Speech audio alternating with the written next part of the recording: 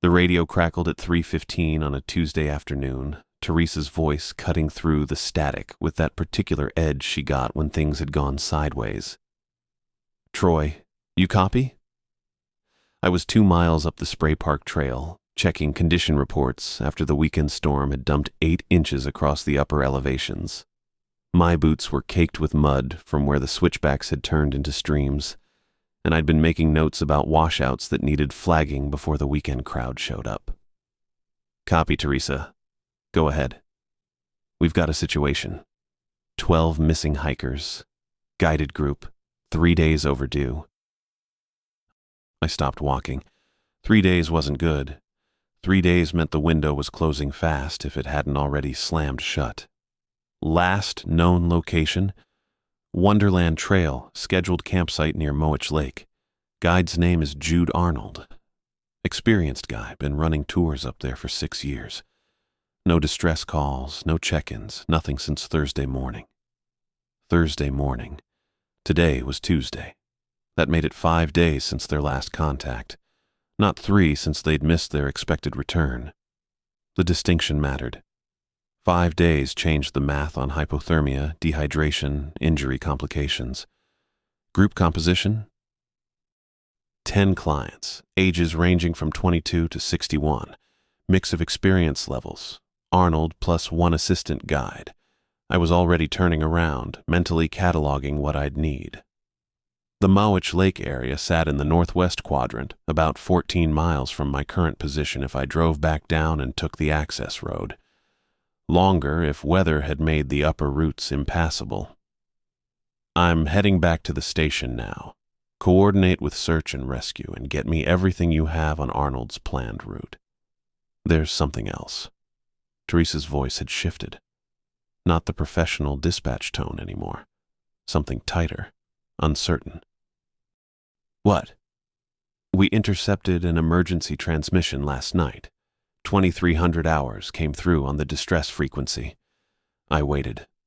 The pause stretched long enough that I could hear the open channel hum. Children singing Christmas carols. Perfect harmony, clear signal. Lasted 90 seconds, then cut out. The trail ahead of me blurred slightly as my brain tried to process that. Children? Yeah. The transmission originated from the restricted old growth section, about 2 miles east of Moich Lake. Middle of nowhere, Troy. No families out there, no camps, nothing. Just forest that hasn't seen regular foot traffic in decades. My hand had gone tight around the radio. "You're sure about the location?" "Triangulated it twice. Signal came from deep inside the restricted zone." The restricted section existed for good reason. Unstable terrain, unmapped caves, areas where the canopy grew so thick that GPS signals dropped to nothing. We didn't allow permits in there. Hadn't for 8 years, not since a geology team had gone in to survey fault lines and reported equipment malfunctions, disorientation, time discrepancies their instruments couldn't account for. What carols? "Silent Night, O come all ye faithful, angels we have heard on high." Audio tech said it sounded like a children's choir, maybe 20 voices. No adults, no accompaniment. It was May, middle of May, temperatures in the 60s at lower elevations. Wildflowers pushing through the snowmelt. "Send me the audio file." "Already in your inbox. Troy, this doesn't feel right." No, it didn't. 12 people vanishing without a trace was bad enough. 12 people vanishing. Then phantom children singing Christmas carols from a restricted forest zone in the wrong season entirely. That went past bad into territory I didn't have good words for. "I'll call when I reach the last known position." I killed the connection and started moving faster, my stride opening up on the descent. The trail was slick, but I knew every root and rock, had walked this route hundreds of times in every season and weather condition. My mind was already working the problem. Jude Arnold. I knew the name, had seen him at the ranger station a dozen times over the years, filing route plans and picking up permits. Solid guy. Careful. The kind of guide who carried 3 first aid kits and checked weather reports obsessively. Not someone who'd take unnecessary risks or push a group beyond their capabilities, which meant something had happened, something unexpected. The singing bothered me more than it should have. I'd worked search and rescue for 16 years, had pulled bodies out of crevasses and found lost hikers hypothermic and delirious, talking to people who weren't there. The mountains did things to people, especially when panic and exhaustion set in. But this wasn't a single confused victim. This was a clear transmission, good signal quality, multiple voices in harmony. 20 voices, Teresa had said, 20 children singing Christmas carols in May, broadcasting from a forest where no children should be. I reached the trailhead 40 minutes later, my truck sitting alone in the gravel lot. The sun was dropping toward the western ridgeline, maybe 3 hours of good daylight left. Not enough time to reach Moich Lake today. Not if I wanted to arrive with enough light to establish a proper search grid. My phone showed 2 bars of signal. I pulled up the audio file Teresa had sent while I stripped off my muddy outer layer and restocked my pack with cold weather gear. The file was labeled Emergency Transmission 2300 HRs, May 14. I hit play. Static for 3 seconds, then voices. Young voices, clear and sweet, singing in perfect unison. Silent night, holy night, all is calm, all is bright. The hair on my arms stood up. The recording quality was too good, the voices too precise. No background noise, no wind or rustling or footsteps. Just the singing, floating through empty air. The carol shifted seamlessly into the next. "Oh, come, all ye faithful, joyful and triumphant." I stopped the playback. My hands had gone cold, despite the warm afternoon air. 12 people missing. Children singing where no children should be. A restricted forest zone that had already proven itself strange enough to warrant closure. I loaded the last of my gear. Headlamp, emergency beacon, water purification tablets. Enough food for 3 days if I rationed. The satellite phone went into the chest pocket of my pack, fully charged. I'd learned years ago that regular cell service turned unreliable above 7,000 feet, and the Moich Lake area sat at just under 5,000, surrounded by peaks that played hell with signals. The drive took 90 minutes on roads that deteriorated from paved to gravel to rutted dirt. I passed 2 other vehicles heading down. Day hikers, probably. Getting out before dark. Nobody heading up. The sun was touching the ridgeline when I reached the upper parking area. Moich Lake sat another 2 miles in, accessible only by foot this early in the season. I could see the trailhead marker, and beyond it the forest rising in dark walls of Douglas fir and western hemlock. Somewhere in there, 12 people had vanished, and somewhere deeper, in a section of forest we'd marked off limits for good reason, children's voices sang Christmas carols in the wrong season. I locked the truck, shouldered my pack, and started walking into the trees. The campsite sat in a clearing about 50 yards off the main trail, exactly where Teresa's coordinates had placed it.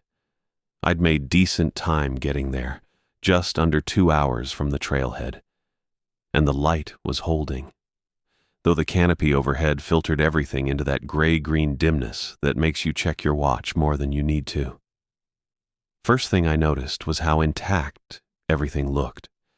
3 dome tents arranged in a loose triangle, rainflies still secured, guy lines properly tensioned. A bear canister sat beside the cold fire ring, lid closed and latched according to protocol. Backpacks leaned against trees, still wearing their rain covers. I counted them, 12 packs, 12 people. Nobody had carried their gear out. I circled the perimeter before entering, looking for disturbance patterns, drag marks, blood, nothing. The ground showed normal foot traffic, compressed needles, a few boot prints in softer soil near the tents, but no signs of struggle or panicked departure. The fire ring held charred wood and white ash, cold when I crouched and touched it. 2 days minimum, maybe 3. My chest tightened as I moved closer to the gear.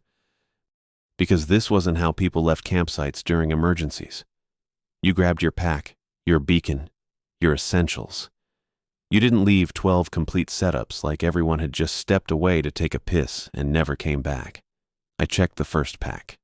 REI Flash 65, maybe $400 new. Unzipped the main compartment and found clothing rolled and organized, a water filter, headlamp, first aid kit.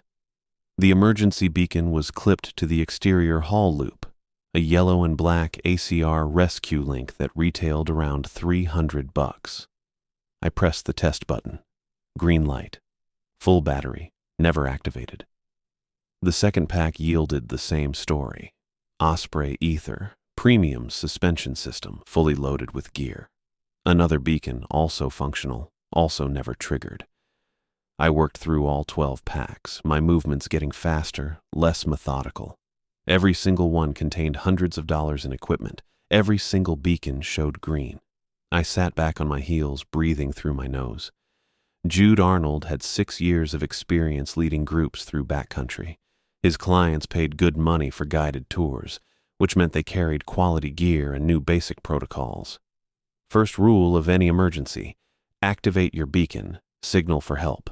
These devices literally existed for one purpose, and that purpose was to save your life when everything went wrong. But nobody had touched them. I stood and scanned the campsite again, looking for what I'd missed. The afternoon shadows stretched longer now, making the clearing feel smaller, more enclosed. Something was off about the whole setup. Something beyond the abandoned gear. The tents were too neat. The packs too carefully arranged. Then I saw the piles. Personal items, I realized, arranged on a flat rock near the fire ring. I crossed to them, my boots crunching on dry needles. 12 distinct collections, each occupying maybe a square foot of space. Wallets, phones, watches, jewelry. One pile held a wedding ring next to a smartphone in a waterproof case. Another contained a pocket knife, a compass, and 3 granola bar wrappers folded into precise triangles. The items weren't scattered or dropped. They'd been placed, sorted, organized by owner. And on top of each pile sat a small wooden figure. I crouched again, pulling my headlamp down around my neck but not turning it on yet. The light was still adequate, barely. The figurine closest to me stood maybe 4 inches tall, carved from pale wood with a reddish tinge. Cedar, probably local. The craftsmanship was rough, tool marks visible, proportions crude, but the shape was unmistakable. A human form, arms at its sides, head slightly oversized. I didn't touch it, not yet. Instead, I examined the other 11. All cedar, all roughly the same size, all depicting the same basic human shape with varying degrees of detail.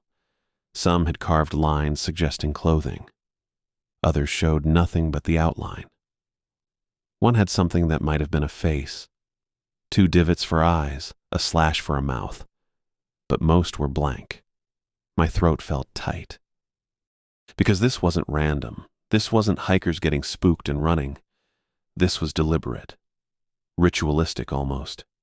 Someone had taken time to arrange personal belongings, to place these figurines, to stage the entire campsite into something that looked less like an emergency and more like a shrine. I stood and backed away from the rock, my hand moving to the radio on my belt before I stopped myself. No signal this deep in. The satellite phone would work, but I wasn't ready to make that call yet. Not until I knew more. The trail camera. Arnold's company required guides to set them up at campsites, insurance purposes, proof of locations for their permits. I spotted it 20 feet away, strapped to a hemlock at chest height, its lens pointed toward the fire ring and tents. I crossed to it, pulled my gloves off, and popped the SD card from its housing. My hands weren't shaking, but they wanted to. I'd reviewed hundreds of trail camera images over the years, mostly wildlife, occasional trespassers. Nothing remarkable. But my gut was telling me this footage would be different. I slid the card into my phone and pulled up the files. 43 images, time-stamped across 3 days. The camera was motion-activated, so each photo represented detected movement. I scrolled through quickly first, getting the overview. The group arriving, setting up tents, gathering around the fire ring, normal expedition activities, people smiling, talking, organizing gear. Then the images stopped. Last timestamp was Thursday at 21:47, 6 days ago. I went back to the beginning and reviewed them slowly. The first photo showed 4 people entering the clearing, packs on using trekking poles. Timestamp read, Thursday 14th, 23. The next several captured the camp setup process, tents going up, bear canister being positioned, people moving in and out of frame. All standard. At 18:15, the group sat around the fire ring. I counted heads, 12. Everyone accounted for. The 1930 image showed someone adding wood to the fire, flames visible even in the camera's washed-out sensor. 2 people in the background near the tents, gesturing at something outside the frame. 20:45. Most of the group had moved into their tents. 2 figures remained by the fire, sitting close, talking. 21:47. The final image, empty campsite, fire burned down to coals, tents zipped closed, and at the forest edge, barely visible in the frame's right side, a figure. I zoomed in, my thumb slipping on the screen. The resolution wasn't great. Trail cameras prioritized battery life over image quality. But I could make out details. Pale clothing, maybe white or light gray, long dark hair.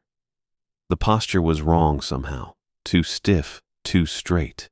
And the clothes looked strange, not modern hiking gear. Something older, a dress maybe, or a long coat. The figure stood between 2 cedars, partially obscured by undergrowth but clearly watching the campsite. My skin went cold, despite the mild temperature. I zoomed out, then back in, checking if it was a trick of shadows or a misidentified tree trunk. But no, that was a person. Someone had been standing at the edge of the clearing, observing Arnold's group, and the camera had captured them in the final frame before everything stopped. I lowered the phone, my eyes moving to the spot where the figure had stood, 60 feet away, maybe 70. Close enough to see faces in the firelight, close enough to hear conversations.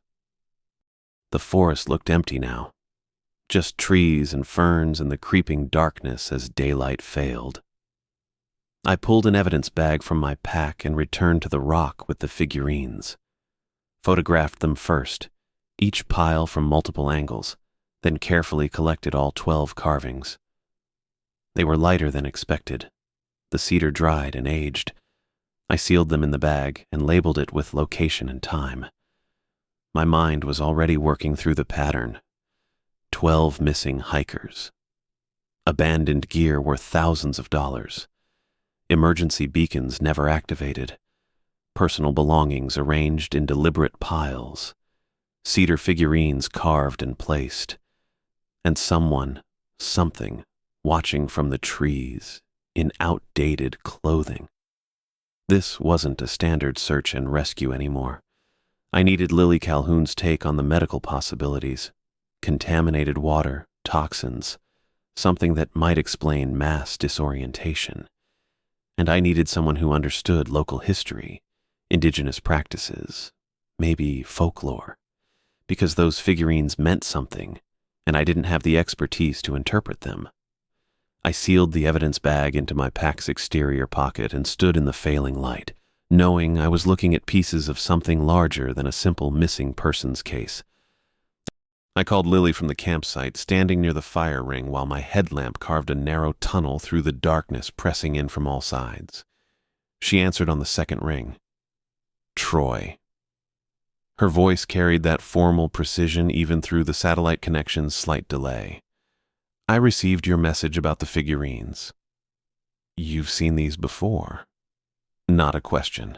I already knew from the way she'd told me to send photographs immediately. No pleasantries or standard procedural questions. Yes. A pause, longer than the satellite delay could account for. This is the 4th incident I'm aware of personally. There are others in the historical record. My hand tightened around the phone. How many others?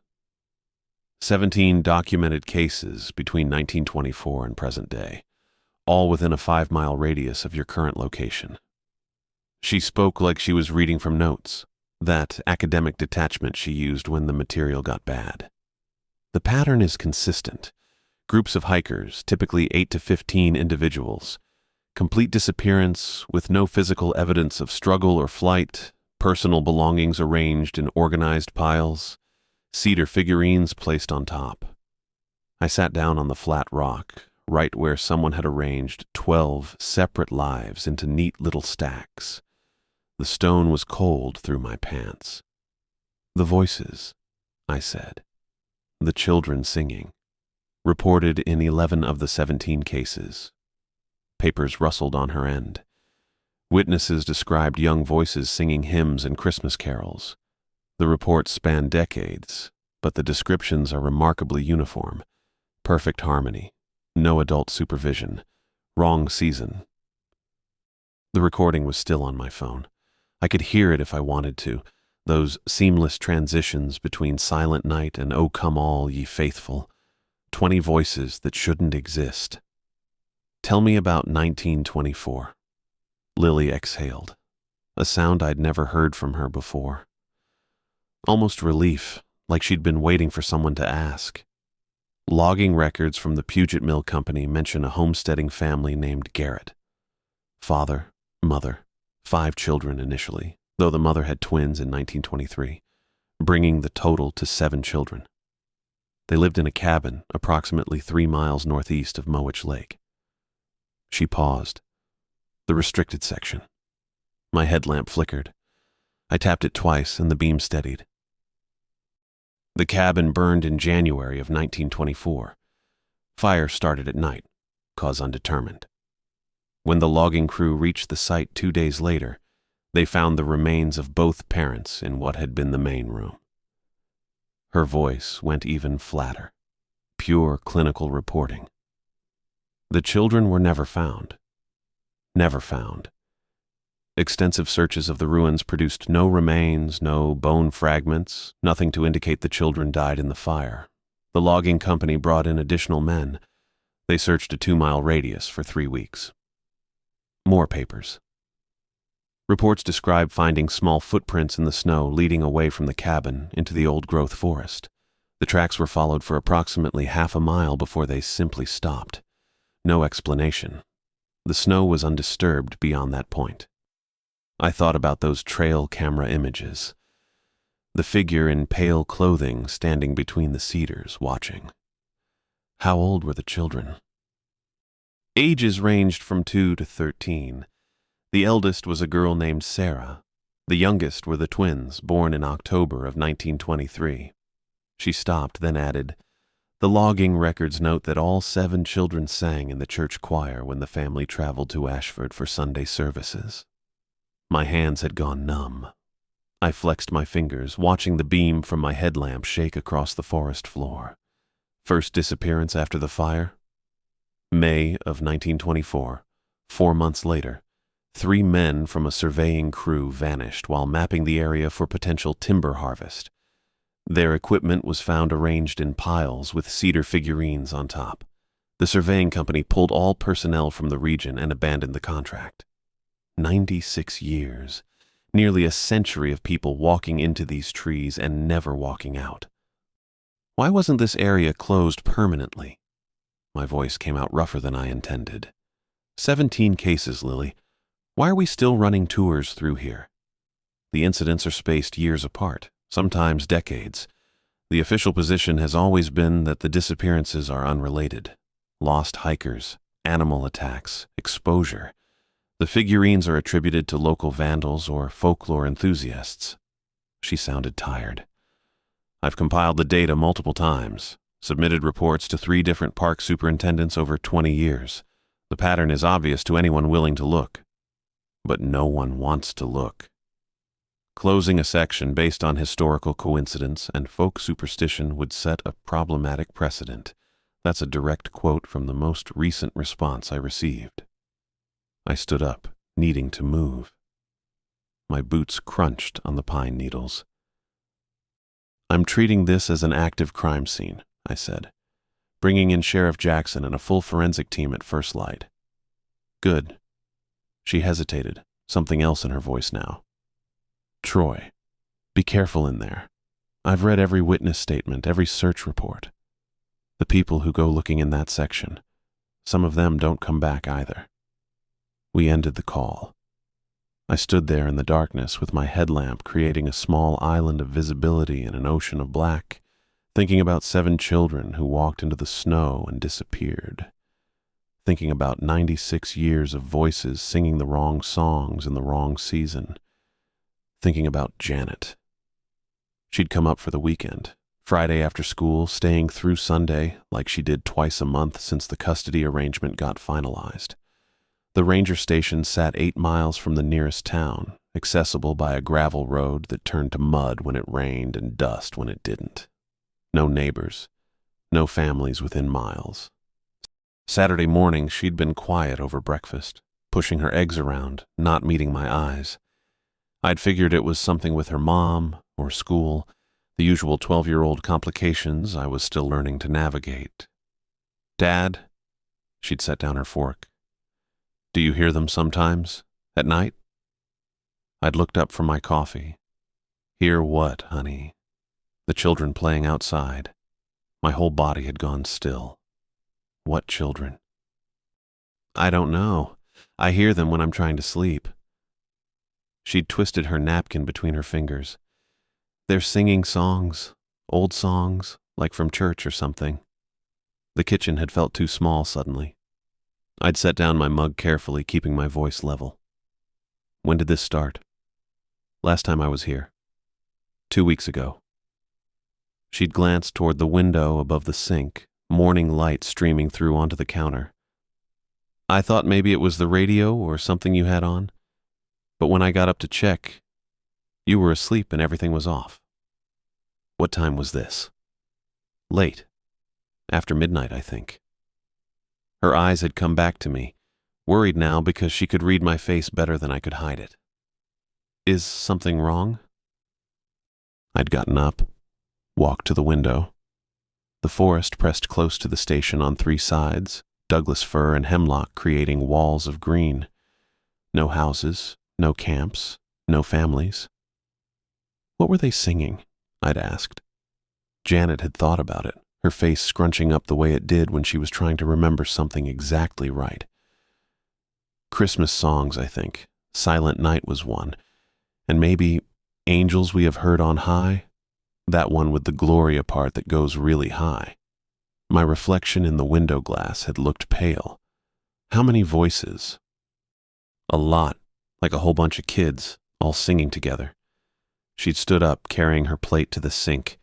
They sounded really good, actually. Like a real choir. Perfect harmony. No adults.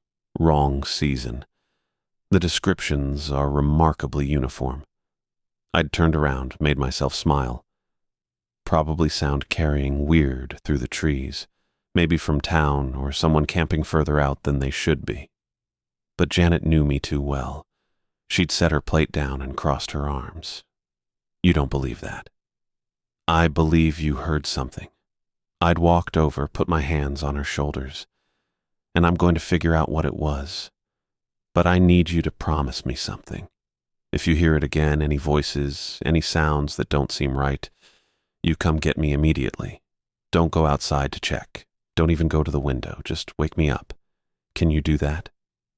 She'd nodded, but her eyes had gone wide and uncertain in a way that made my chest tight. The voices she'd described matched every witness report in Lily's files. Young children singing hymns and Christmas carols regardless of season in places where no children should be. And they were singing outside my daughter's window. I swept my headlamp across the perimeter one more time, looking for what I'd missed. The trail camera had caught someone watching the camp Thursday night. That figure hadn't walked in from the main trail. No prints leading that direction, which meant they'd come from somewhere else. The beam picked up a gap in the undergrowth 20 yards past the northernmost tent. Not a trail. just a space where the ferns grew thinner. I crossed the clearing and pushed through salal branches into darkness that swallowed the light. My boots sank into soft ground covered in needles. The trees pressed closer here, their trunks massive and spaced tight enough that I had to angle my shoulders. Old growth, the kind that doesn't let moonlight through. 50 feet in, the ground started sloping down. I'd studied the topography maps 100 times. No ravines marked in this area, but maps only show what someone surveyed, and the restricted section had been closed for 8 years. Plenty could have been missed before that. The slope got steeper. I grabbed a hemlock trunk to steady myself, boots sliding on the incline. The smell changed. Earth and rot instead of pine. My light caught a deadfall ahead, a massive cedar lying across the descent at an angle that formed a natural bridge over something below. I got down on my stomach and crawled to the edge. The ravine opened up beneath me, 20 feet deep, maybe 30 feet across. Sheer walls on both sides with exposed roots hanging down in tangles. The bottom was flat, covered in moss that looked black in my headlamp beam, and 12 bodies arranged in a perfect circle. My hands locked on the deadfall. Couldn't move for maybe 10 seconds while my brain tried to process what I was seeing. They sat upright with their backs to the center, heads tilted forward onto their chests, arms positioned at their sides, legs extended straight. The spacing was exact. Each body the same distance from its neighbors, the same distance from whatever stood in the middle of the circle. I made myself breathe, made myself look at the center. The altar was built from forest debris, branches woven together into a platform about waist high, reinforced with river stones and pieces of bark. On top sat items I couldn't identify from this angle, dark shapes arranged in patterns. Had to get down there. Document everything before calling it in. I found a route along the ravine's eastern edge, where roots formed rough handholds. Took 5 minutes to descend, my pack catching on branches twice. When my boots hit the bottom, the smell intensified. Decomposition, but not fresh. Days old, long enough for bloating to start, but not long enough for full decay in these temperatures. I approached the first body, male, maybe mid-30s, wearing hiking pants and a fleece jacket. His head stayed down as I circled him.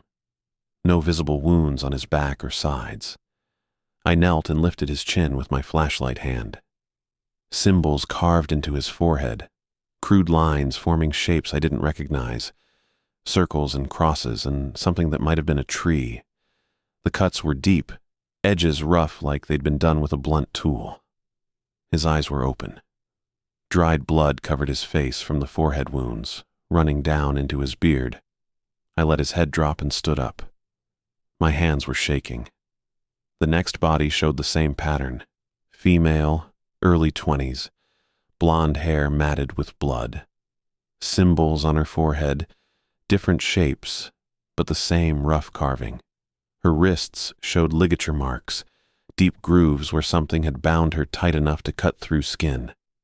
The wounds had scabbed over. She'd been tied up for a while before this.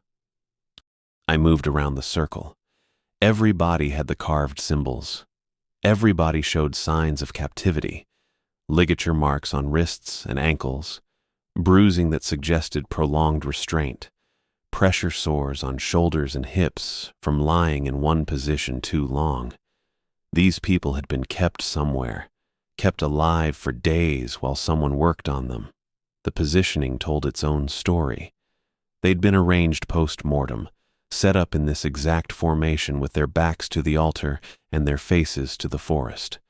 But the dirt under several bodies showed disturbance patterns, heel marks, handprints, signs of struggle. They'd been alive when they were brought here, alive when they were placed in these positions, forced to sit in this circle while something happened at the center. I made myself photograph everything, pulled out my phone and took shots of each body from multiple angles, the overall scene, close-ups of the symbols. The camera flash felt obscene in the darkness. freezing their faces in white light.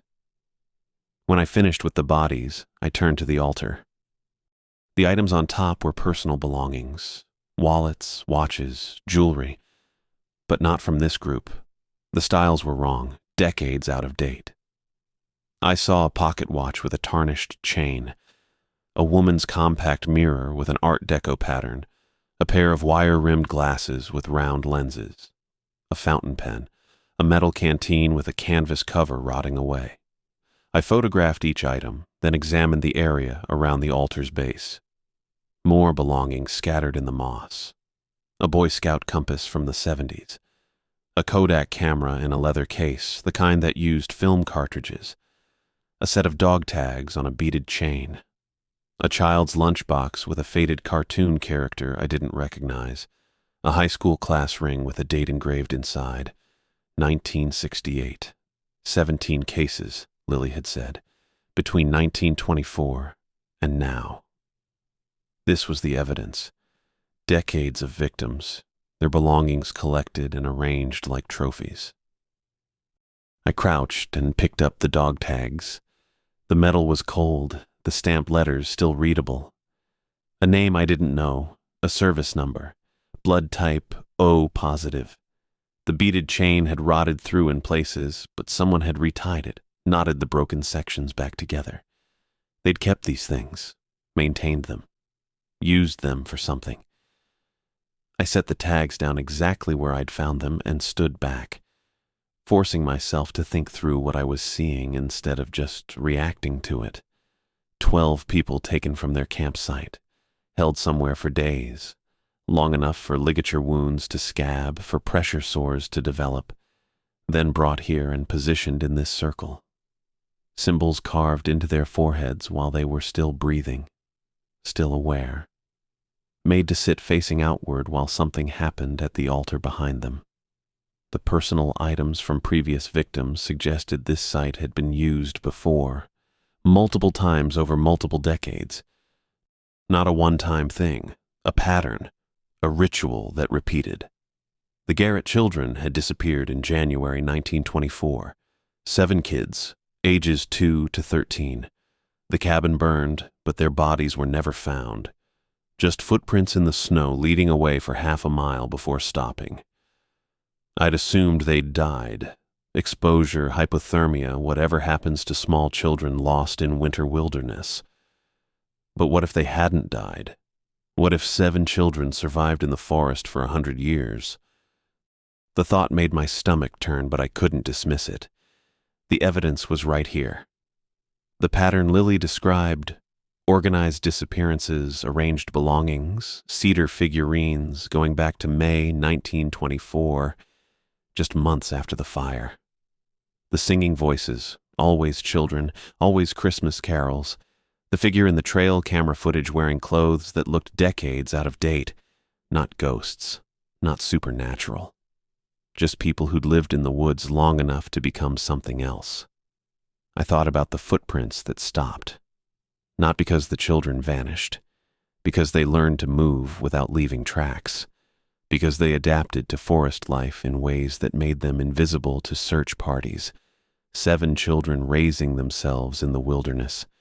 No adults, no civilization, no humanity, except what they'd carried from that cabin. And what would children remember from a homesteader family in the 1920s? Church, hymns, Christmas carols they'd sung together. The songs weren't innocent. They were bait. Something familiar in the darkness. Voices that sounded harmless, childlike, non-threatening. Hikers would hear Christmas carols and think lost kids, people needing help. They'd move toward the sound instead of away from it. By the time they realized what they'd found, it would be too late. I pulled out my phone and opened the trail camera file from the campsite. Scrolled past the images I'd already reviewed to the ones I'd skipped, the full sequence from all 3 days. The earlier shots showed normal camp activity. But starting Thursday morning, the timestamps showed irregular gaps. An image at 06:15, then nothing until 09:42. Another at 10:03. then a jump to 1321. The camera was motion activated. Those gaps meant nothing moved in frame for hours, or something moved that knew exactly where the camera's sensor range ended. I zoomed in on the Thursday 1321 image. 2 hikers visible near the fire ring, 3 more in the background by the tents. But at the frame's left edge, barely visible between trees, a pale shape. Not the figure from the final image. Something smaller, child-sized. I swiped to the next photo. Thursday, 1408. The pale shape had moved closer, still partially hidden but clearly human. A young face, dark hair, watching the camp. Thursday, 1632. 3 pale figures now, positioned at different points around the clearing's perimeter. All small, all motionless. Thursday, 1815. The shot Lily had mentioned, showing 12 people gathered around the fire ring. But now I saw what I'd missed before, 5 pale figures standing in the forest behind them, spaced in a perfect arc. Their positions suggested coordination, strategy. They'd been watching for hours, studying the group's movements and patterns, waiting for the right moment. The final image at 2147 showed the empty campsite and the single figure in pale clothing. But when I zoomed in on the background, I could make out other shapes in the darkness. Smaller forms positioned between trees, barely visible but there if you knew to look. Not one person, a pack. The Garrett family had 7 children. Sarah was the oldest, maybe 13 when the fire happened. That would make her 113 now. Impossible. But the twins had been born in October 1923. If they'd somehow survived, they'd be 100 years old. Still impossible. Except I was looking at evidence that said otherwise. I stood alone in the ravine with 12 bodies arranged in a circle and a century's worth of victims' belongings scattered at my feet. The forest pressed in from all sides, dark and silent. Somewhere in those trees, something was watching. Something that had learned to hunt humans over the course of 100 years. Something that used children's voices and Christmas carols to draw prey close enough to take. And I'd just walked right into their hunting ground. I saw the cedar shavings when I climbed out of the ravine and made it back to the main trail. My headlamp caught them scattered across the needle-covered ground, pale curls of fresh wood that hadn't been there 2 hours before when I'd hiked in. They formed a rough line leading away from the campsite, heading northwest, toward the ranger station, toward home. I crouched down and picked one up, still damp. The wood smelled sharp and clean, nothing like the rot from the ravine still coating my nostrils. Someone had carved these within the last few hours, shaving them off piece by piece while I'd been down there photographing bodies and examining trophy collections. While I'd been focused on the 12 dead hikers, something had been moving through the forest above me, leaving a trail. My hands started shaking. I dropped the shaving and stood up fast enough that my pack shifted hard against my shoulders. The station was 8 miles from here. Janet was there alone. No, not alone anymore. She'd never been alone. I thought about her bedroom window facing the tree line, about the voices she'd heard singing Christmas carols at midnight 2 weeks ago, about how I'd told her to wake me if she heard them again, about how I'd left her there this afternoon and driven 90 minutes to Mowich Lake while something watched our home from the forest edge. I ran. The trail blurred under my headlamp beam. My boots hammered against packed dirt and exposed roots. Branches whipped across my face and arms, but I didn't slow down. 8 miles. I could make it in under 2 hours if I pushed hard. Maybe 90 minutes if I didn't stop. The pack bounced against my spine with every stride. Emergency beacon and satellite phone and evidence bags full of cedar figurines all rattling together. My lungs burned after the first mile. Didn't matter. I kept the pace, following the beam of light ahead of me while my mind spun through every detail I'd missed. The trail camera showing figures positioned in coordinated arcs, the carved symbols on foreheads, the ligature marks from days of captivity, the personal belongings spanning a century, trophies from 17 separate incidents, and now, fresh cedar shavings leading directly toward my daughter. I hit the trailhead parking lot at a full sprint and nearly fell on the gravel. My truck sat alone under the half moon, exactly where I'd left it. I fumbled for my keys, dropped them, picked them up with hands that wouldn't stop shaking. The engine turned over on the second try, and I reversed hard enough to spray rocks against the tree line. The drive down took 40 minutes. I didn't touch the brakes except on the sharpest curves. Didn't slow below 40, even when the road deteriorated from gravel to rutted dirt. My headlights swept across empty forest on both sides. Douglas fir and western hemlock pressing close to the shoulder, darkness between the trunks deep enough to hide anything. The ranger station appeared around the final bend. 2-story wood frame structure with my truck usually parked out front and the maintenance shed off to the left. Solar panels on the roof. Flagpole by the entrance. Janet's bedroom window on the second floor facing east, curtains drawn. Cedar shavings covered the front porch. I killed the engine and grabbed my flashlight from the door pocket. The shavings formed dense piles on every step leading up to the door, scattered across the welcome mat, heaped against the threshold. Hundreds of them, maybe thousands. Fresh, pale curls that caught my flashlight beam and threw it back. The front door stood open 6 inches. I'd locked it before leaving. Double-checked the deadbolt because Janet was staying alone, and because I'd known even then, some part of me had known, that something was wrong in these mountains. That the disappearances weren't accidents or coincidences, but something deliberate and patient and watching. Janet! My voice came out hoarse. I pushed through the door and swept my flashlight across the main room. More shavings.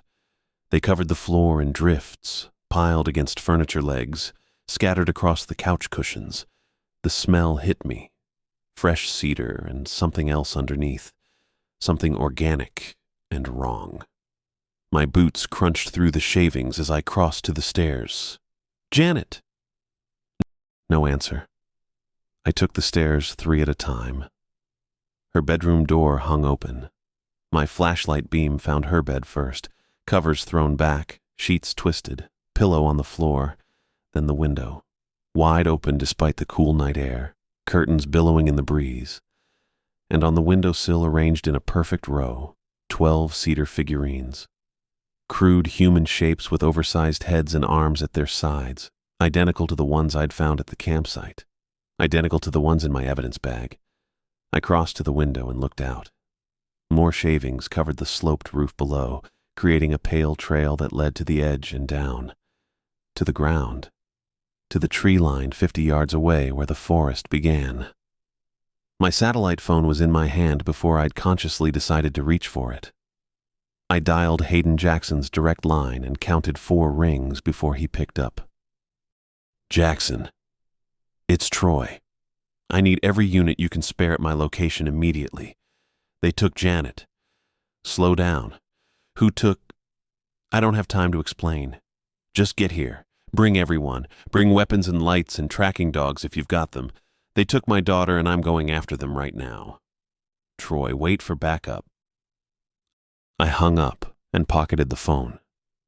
Hayden would come. He'd bring deputies and equipment and all the institutional protocols that wouldn't mean a damn thing against something that had been hunting in these mountains for 100 years. But I wasn't waiting. I went back downstairs and out through the kitchen door. The trail was obvious even without my flashlight.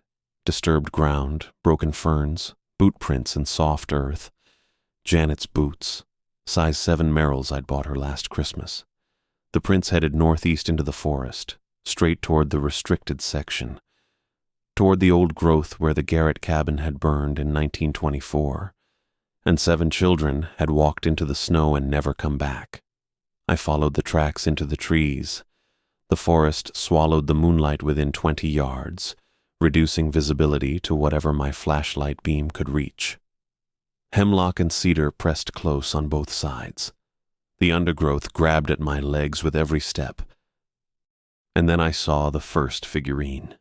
It sat on a fallen log directly in my path, 4 inches tall, arms at its sides, watching me with its carved slash mouth and empty divot eyes. I kept walking, found the second figurine 30 yards further, balanced on a moss-covered boulder. The third one hung from a low branch by a loop of bark twine, spinning slowly in the breeze. They were marking the route, making sure I followed, making sure I came deeper.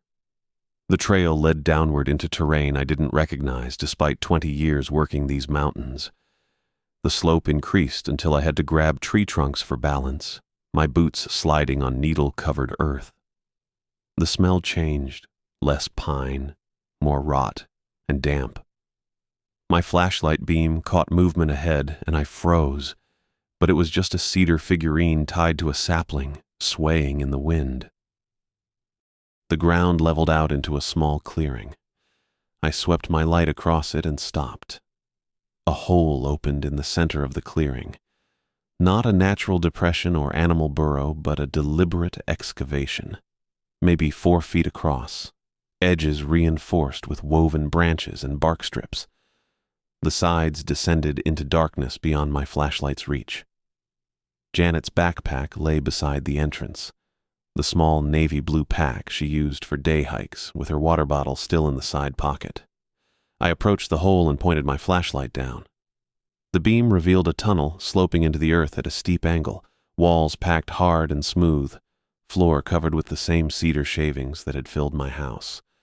The tunnel curved after 15 feet, disappearing into blackness, and all along the walls, carved into the packed earth itself, symbols. The same rough circles and crosses and tree shapes I'd photographed on the foreheads of 12 dead hikers. I heard engines in the distance.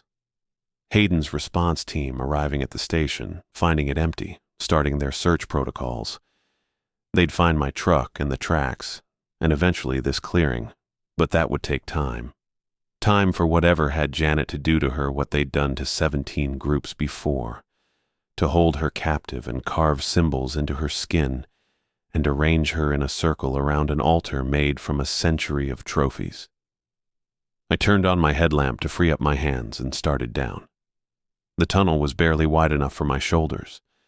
I had to crouch and then crawl, pack scraping against the ceiling, flashlight beam bouncing ahead of me. The cedar smell intensified until it coated my throat and lungs. The symbols on the walls grew denser the deeper I went, overlapping patterns that covered every inch of packed earth. The tunnel opened into a chamber. I emerged into a space maybe 20 feet across, ceiling high enough to stand. My flashlight beam swept across the walls and I stopped breathing. Belongings.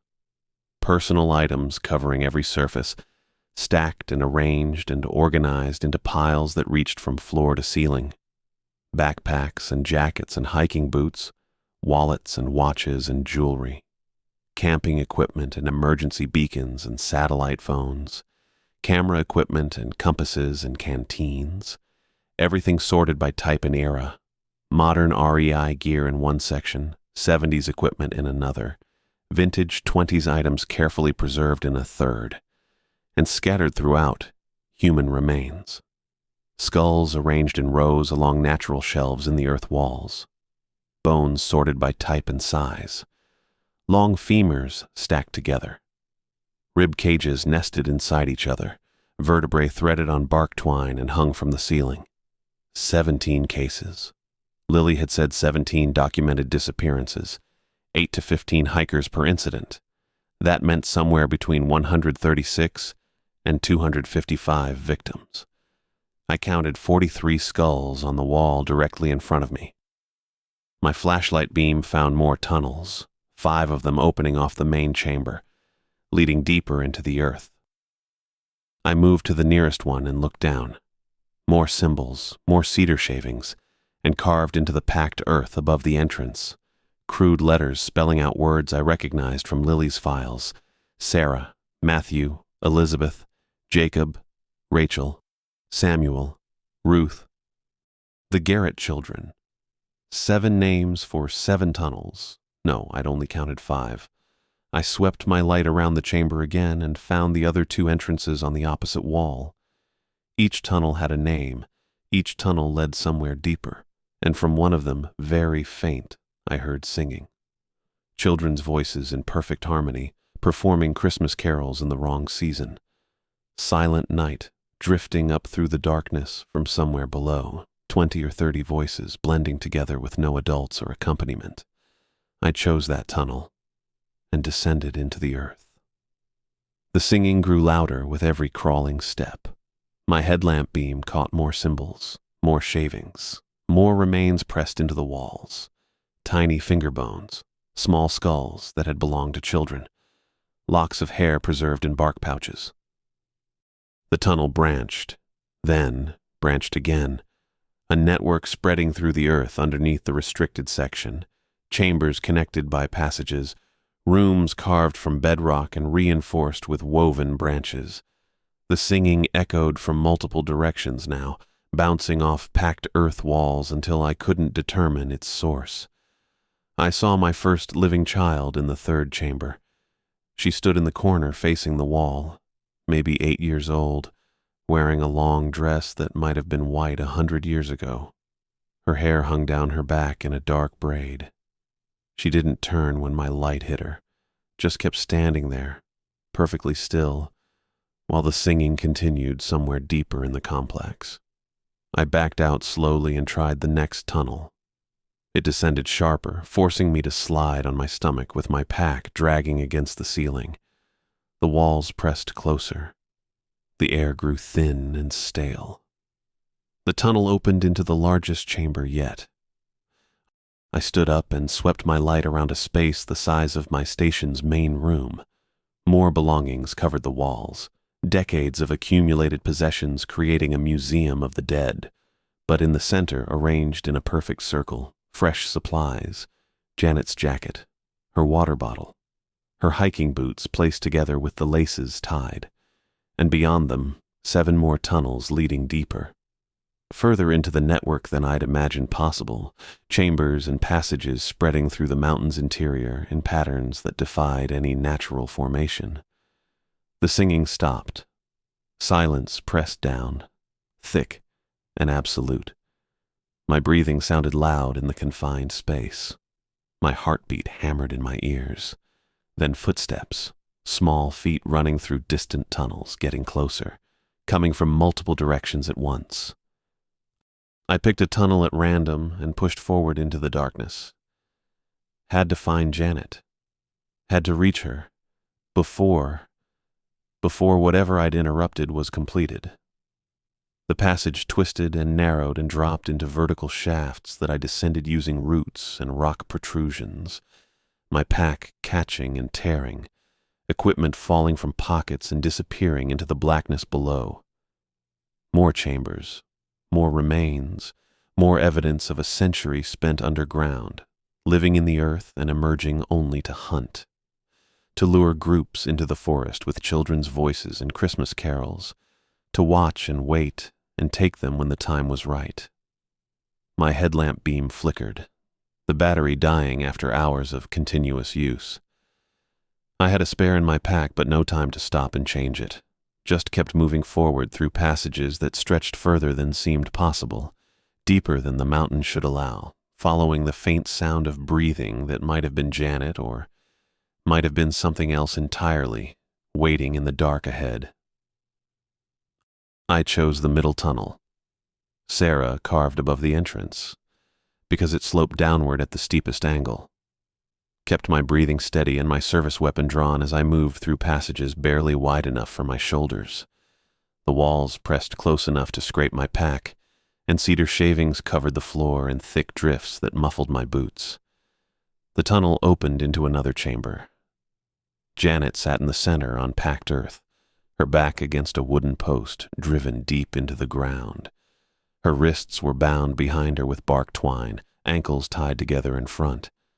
Dirt streaked her face and her flannel shirt was torn at the shoulder, but her eyes were open and tracking movement in the shadows beyond my flashlight beam. 7 children stood in a loose circle around her. They didn't move when my light hit them, just stood there watching me with expressions I couldn't read, something between curiosity and hunger. The oldest looked maybe 13, a girl with long dark hair hanging past her shoulders, wearing a pale cotton dress that might have been white once but was stained brown with earth and God knew what else. The youngest couldn't have been more than 4 or 5, a boy with bare feet and overalls held up by one strap.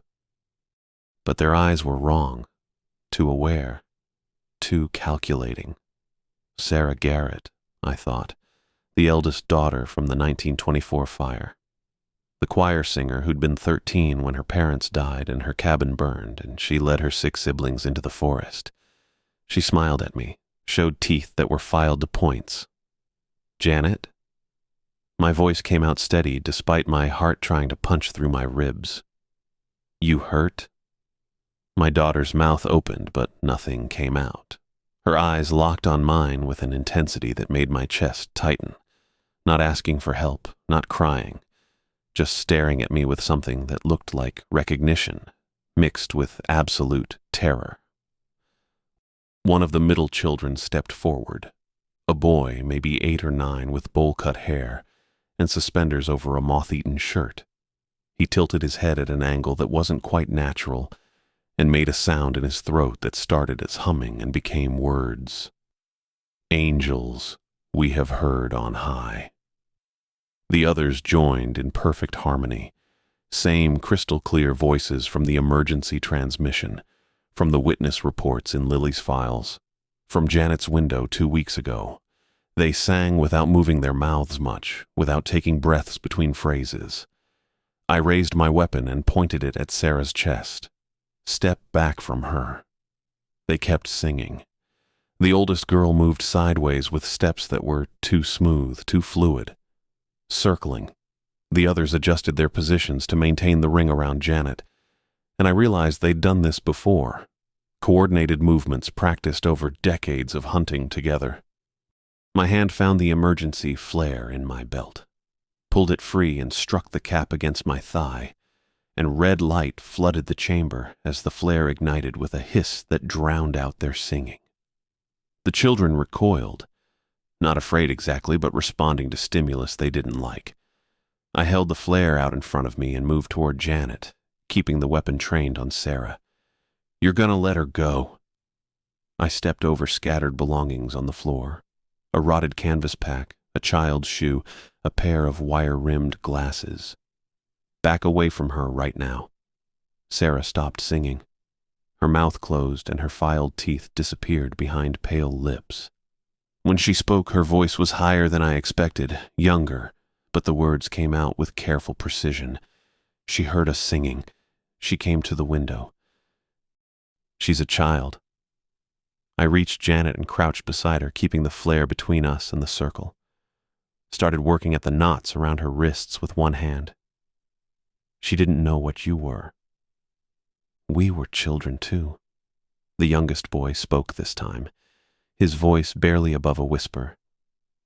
Before the fire, before Mama and Papa stopped breathing. The bark twine was wet and swollen. My fingers fumbled with the knots while Janet's whole body trembled against my shoulder. I could feel her trying to pull air into her lungs in short gasps that weren't getting enough oxygen. We don't get old here, Sarah said. She moved closer, just outside the flare's brightest radius. The forest keeps us, feeds us. We sing, and people come, and we take what we need to stay. I got the wrist binding loose and moved to her ankles. How many people? How many over 100 years? We don't count anymore. One of the middle girls answered, maybe 10 years old with braids and a dress that might have been from the 50s. After the first winter, we stopped counting days too. Just seasons, just songs, just the ones who come when we call. The ankle binding came free. I dropped the flare and pulled Janet up, putting myself between her and the circle. My weapon stayed level as I backed toward the tunnel entrance. Sheriff Jackson's got 20 men up top, with lights and dogs and more firepower than you've ever seen. I kept my voice calm. You let us walk out of here, maybe we can talk about what happens next. Sarah's smile returned. We know all the tunnels, all the ways through the earth. Your men are standing on top of our home, but they don't know where the entrances are. Only the one you found. She was right. The response team would be searching the ranger station, following my trail into the forest, maybe finding the entrance I'd used. But these chambers and passages had been dug over decades, expanded and reinforced and hidden, a whole network under the restricted section that wasn't on any map. I heard sounds from the tunnel behind me, boots on packed earth, voices calling coordinates, the mechanical click of weapons being readied. Hayden's team had found the entrance. Sarah heard it too. Her head snapped toward the sound and her expression shifted into something feral. She made a high, clicking noise in her throat, and the other 6 children scattered, not running exactly, but moving with impossible speed into tunnels I hadn't noticed before.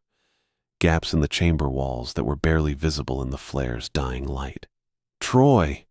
Hayden's voice echoed down the passage. "You down here?" "Got Janet!" I shouted back. "Chamber's clear, but there's more tunnels." The explosion cut off my words. Not from the chamber I was in, but somewhere deeper. Somewhere in the network below. The ground shook and dirt rained from the ceiling as the concussive wave traveled through packed earth. Hayden burst into the chamber with 4 deputies behind him, all carrying rifles and high-powered flashlights. He took one look at Janet pressed against my side and started issuing orders. Collapse charges in tunnels 3 and 5. Need this whole section brought down before they get clear. More explosions followed, systematic detonations that I could track through the vibrations in my boots, shaped charges placed at support points in the tunnel system, bringing down passages and chambers in controlled sequence. The response team had brought enough ordnance to bury the entire network, but the Garrett children knew their home better than we did. I caught glimpses of pale shapes moving through gaps in the walls, heard their voices echoing from passages we couldn't reach. They were already gone, already slipping deeper into wilderness that stretched for hundreds of square miles. The ceiling cracked above us. A support beam made of woven branches gave way, and dirt poured through the gap. I grabbed Janet and ran for the tunnel entrance as Hayden shouted for everyone to evacuate. The passage back to the surface was collapsing section by section, walls buckling inward and floor dropping away behind us. I kept one arm around Janet's shoulders and used the other to pull us forward, my boots finding purchase on shifting ground as the whole structure came down. We burst out of the entrance into moonlight and cold air. Hayden was right behind us, then his deputies, everyone scrambling clear as the ground subsided and the tunnel entrance collapsed into a crater 20 feet across. I pulled Janet away from the edge and kept pulling until we were 50 yards into the tree line. My hands were shaking as I checked her over, face, arms, torso, legs. No blood I could see, no obvious breaks, just dirt and terror, and that look in her eyes that said she'd seen something no 14-year-old should ever have to process. "You're okay," I said. Heard my voice crack on the second word. "You're safe now. I've got you." Janet's mouth opened. Her lips shaped words, but nothing came out except a thin sound like air escaping. She tried again, and I watched her throat work with the effort, but her voice was gone. 3 months later, she still hadn't spoken. The doctors at Seattle Children's said it was trauma-induced selective mutism, that her vocal cords were physically fine, but her brain had shut down that pathway. They said she might recover with time and therapy. Might. But I'd seen her eyes in that chamber. I'd heard the Garrett children singing in perfect harmony while they circled her in the dark. And I knew some damage doesn't heal, no matter how much time passes or how many specialists you see. I held her there in the moonlight while the ground continued to settle, and Hayden coordinated the search teams fanning out through the forest. Janet's whole body shook against mine, her fingers digging into my jacket, and I knew the little girl who'd heard Christmas carols outside her window 2 weeks ago wasn't coming back. I couldn't keep working in those mountains. Not when I knew what was still out there, waiting in the tunnels we hadn't collapsed. hunting from sections of forest we hadn't mapped. Not when every radio call about a missing hiker made my hands shake and every night shift had me watching the tree line instead of doing paperwork. I put in for a transfer 6 weeks after we pulled Janet out of that chamber. The request went through channels to the regional office in Olympia, standard bureaucratic process with forms requiring explanation codes and justification paragraphs. I wrote family circumstances in the reason field and seeking position closer to medical facilities in the supplementary notes section. Both were true enough. Janet needed specialists we couldn't access from the Mountain District, and I needed to sleep without checking her bedroom window every 2 hours to make sure nothing was carving figurines on the sill. The official report came down from the superintendent's office 3 weeks after Hayden's team excavated what remained of the ravine site. 17 pages of incident documentation, witness statements, forensic analysis, and final determination. I read it twice in my truck, parked at the overlook where cell service reached 2 bars, trying to understand how anyone could look at the evidence we'd compiled and reach the conclusion printed in 14-point font on page 1. Bear attack. 12 hikers killed by a bear attack in their campsite near Moich Lake, with subsequent scavenging and displacement of remains accounting for the positioning we'd found in the ravine. The carved symbols on their foreheads were attributed to post-mortem damage from rocks and branches during the hypothetical bear's movement of bodies. The arranged personal belongings were explained as coincidental sorting that occurred naturally during the attack sequence. The cedar figurines weren't mentioned anywhere in the 17 pages. I sat in that truck for 40 minutes, reading the same paragraphs over and over while my coffee went cold in the cup holder. The forensic section referenced Lily's autopsy findings, but somehow transformed ligature marks from prolonged captivity into perimortem abrasions consistent with defensive wounds sustained during attack. The timeline analysis acknowledged the 3-day gap between the trail camera's final image and our discovery of the bodies, but attributed the delay to the bear returning multiple times to the site. No mention of the tunnel system. No reference to the collection chamber with 43 skulls and sorted remains from a century of victims.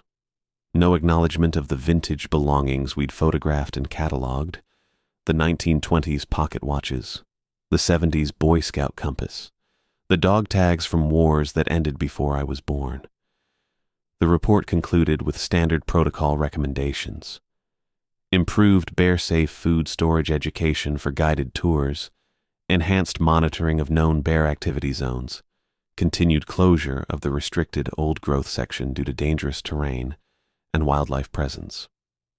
I called Lily that night from the station while Janet slept upstairs with her door open and my chair positioned in the hallway, where I could see her bed. "You read it," she said when she picked up, not a question. "Yeah. Same as the others. Every single time." Her voice carried 20 years of exhaustion. I stopped submitting supplementary evidence after the third superintendent told me I was experiencing confirmation bias and seeing patterns where none existed. I pressed my palm against my forehead, feeling the headache building behind my eyes. "They have photographs, physical evidence, your autopsy documentation. They have a narrative that doesn't require explaining something they don't want to acknowledge exists." She paused, and I heard papers rustling in the background. The 1957 case had 8 witnesses who reported hearing children's voices before the disappearances. All 8 gave consistent statements about the singing, the timing, the lack of adult supervision. The official report listed their testimony as auditory misidentification of local wildlife and environmental sounds. There were dog tags in that chamber from 1942. I know. A lunchbox from the 70s. Film cameras. Things you can date precisely. I know, Troy. I sat there holding the phone, watching the hallway shadows and listening to my daughter breathe in her sleep. The silence stretched until Lily spoke again. "You putting in for transfer?" "Already submitted." "Good. Get Janet somewhere with real support services, somewhere you're not checking the tree line every 30 seconds. She exhaled slowly. "And Troy, stop trying to make them see it. You'll just end up like me. 20 years documenting evidence nobody wants to examine. The transfer approval came through 8 weeks later. North Cascades District, based out of Marble Mount, 140 miles from the restricted section and the tunnels we'd collapsed. Farther from the mountains where Sarah Garrett and her siblings had learned to file their teeth and sing Christmas carols in voices that didn't require breath. The restricted forest section stayed closed. The official signage cited unstable terrain and dangerous wildlife, same warnings that had been posted since the area was declared off-limits 8 years before I started working these mountains. Hikers still tried to access it sometimes. I'd turned back 3 groups in my last month alone. College kids with GPS units and overnight packs who didn't understand why prime old-growth forest remained closed during peak season. I didn't tell them about the tunnel entrances hidden under deadfalls and root systems. Didn't mention the collection chambers or the century of victims sorted by bone type in the darkness. Just cited the regulations and watched them hike back toward permitted trails, disappointed but alive. Janet sat at the kitchen table while I packed boxes in the main room, staring out the window at nothing I could identify. She'd been sitting there for 40 minutes without moving except to blink, her hands folded in her lap and her expression completely empty. The doctors said her awareness was normal, her cognitive function unimpaired, her hearing perfect. Just the speech pathways shut down by whatever she'd experienced in those tunnels during the hours before we found her. She was 14.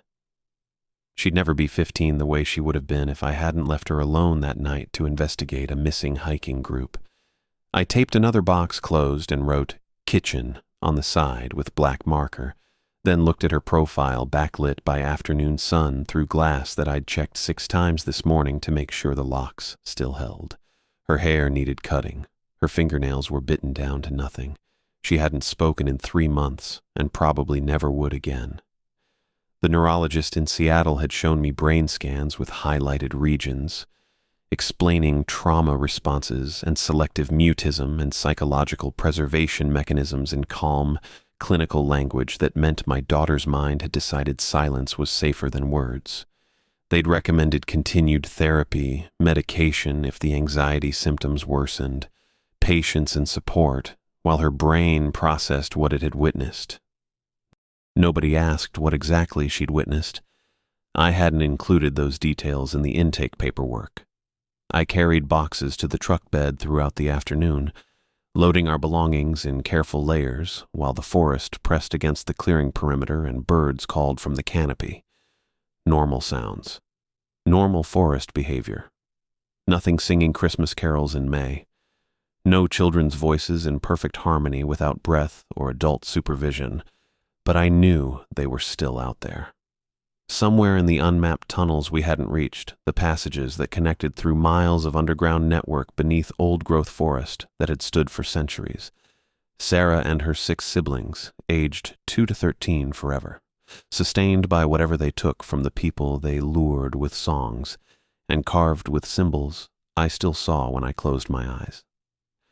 Hayden's team had collapsed the sections we'd found, brought down support structures in 8 different chambers, caved in the main collection room and the tunnel that led to Sarah's domain. But the Forest Service's own geological surveys from the restricted section, the ones filed before the area was closed, had documented cave systems and unstable subsurface terrain across 15 square miles. We'd destroyed maybe 1/10 of it, maybe less. The rest remained intact, waiting beneath cedar and hemlock, ready for the next group of hikers who heard children singing and followed the sound toward voices that should have been in church choirs instead of mountain wilderness. I secured the last box and closed the tailgate, then stood looking at the station that had been home for 12 years. The porch where cedar shavings had covered every surface the night Janet disappeared. The second-floor window where 12 figurines had sat in a perfect row on the sill. The tree line that started 50 yards away and extended into restricted territory I'd sworn to protect and monitor. I'd failed at that. Failed at keeping 12 hikers safe. Failed at stopping hunters who'd been killing for 100 years. Failed at protecting my own daughter from predators that official reports insisted didn't exist. The transfer would give us distance. New district, new responsibilities, new mountains that didn't contain the Garrett children and their collection of sordid bones. But I'd still know the truth that nobody wanted documented in official reports.